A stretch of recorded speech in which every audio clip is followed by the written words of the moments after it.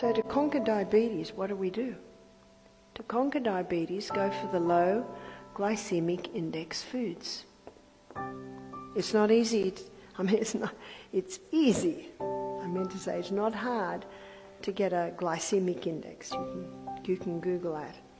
It's a matter of having berries for breakfast instead of banana. It's as simple as having sweet potato instead of potato. Having your whole grains, eliminating the wheat. Low GI foods. Number 2, daily legumes. I met a man, he was a scientist, he was 69.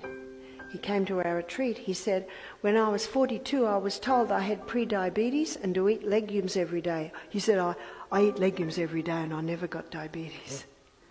Because the beans give that lovely, sure, steady delivery of fuel. But how do we stop them causing bloating or wind? You soak them overnight. And then you rinse them very well. And then you bring them to the boil. Have you seen all the froth that comes on? You know what that is? Wind. You got to rinse it away. What I do is when my beans are 3/4 cooked, I rinse them again.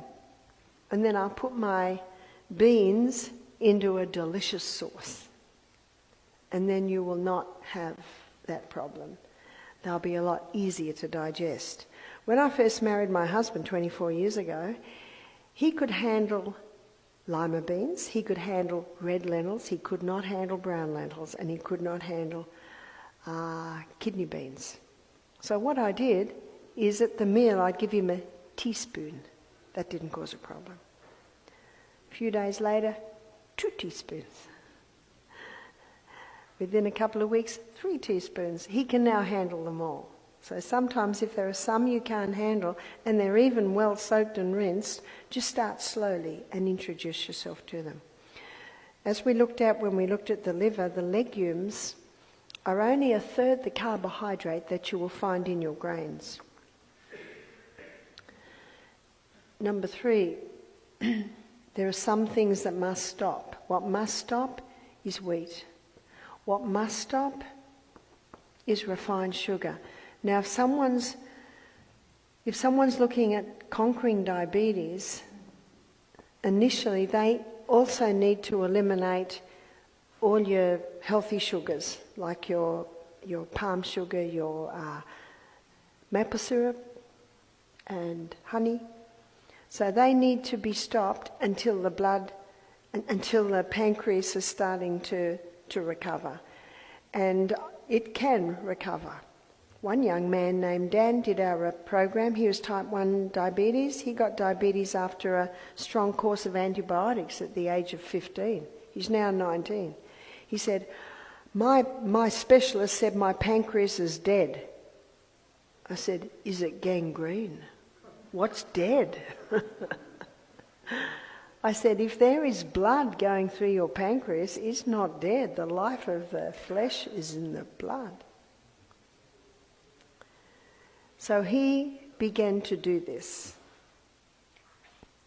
Another thing is no wheat, no caffeine, and no refined sugar and no caffeine. Caffeine can actually get an insulin response, so that has to be stopped.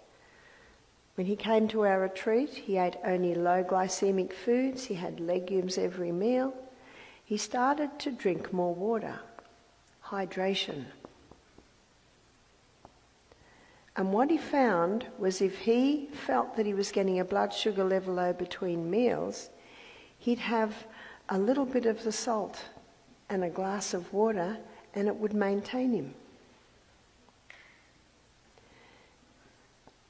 I do not advise diabetics eat every 2 hours because that really disrupts digestion. When we looked at the journey through the gut, did you notice that digestion averages 3.5 to 4 hours? So you've got to leave that break between meals. If you eat food, and this is what Dan did, And we just looked at this. High fibre. Remember what fibre does? It slowly releases the glucose. Generous proteins. There's your legumes, nuts and seeds. They're all low carbohydrates, so you're not overworking the pancreas. And also the healthy fats. We also looked earlier in the week at fats that heal, the fats that kill.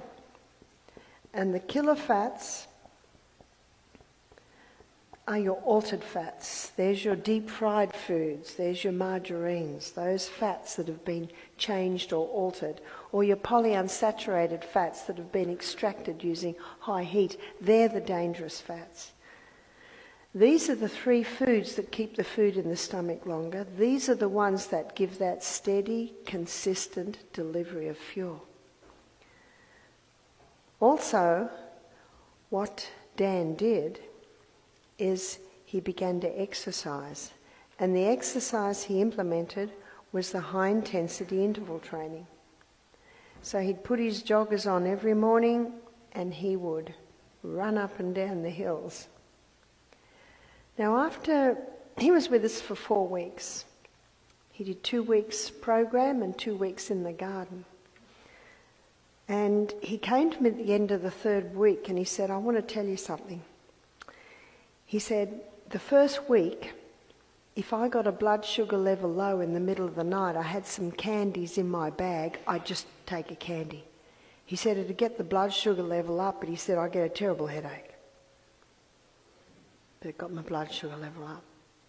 He said the second week, I was feeling a bit guilty that I shouldn't be doing that.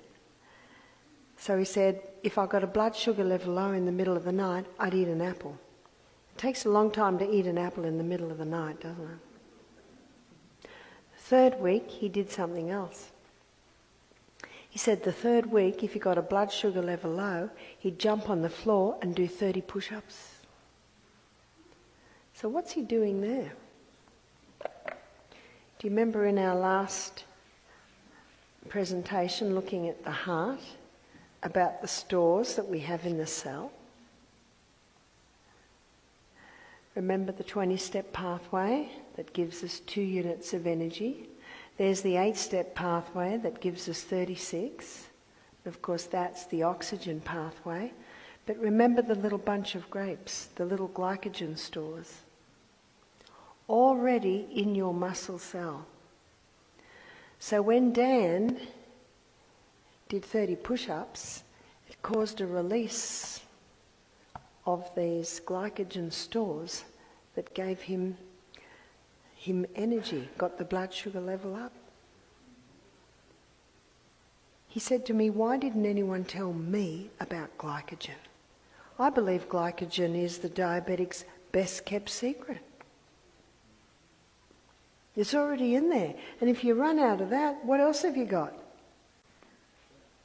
You're fat. That's right. He told me that one morning he got up. I have to give you Australian levels. I don't know if yours are similar. I don't think they are. So the blood sugar levels should sit at about anywhere between 5 and 6. So he got up one morning and his blood glucose levels were 3. So what he did was he had the salt, water, got dressed, had another salt, more water, went for a run, came back, tested his blood glucose levels, they were 9. And he'd had nothing to eat.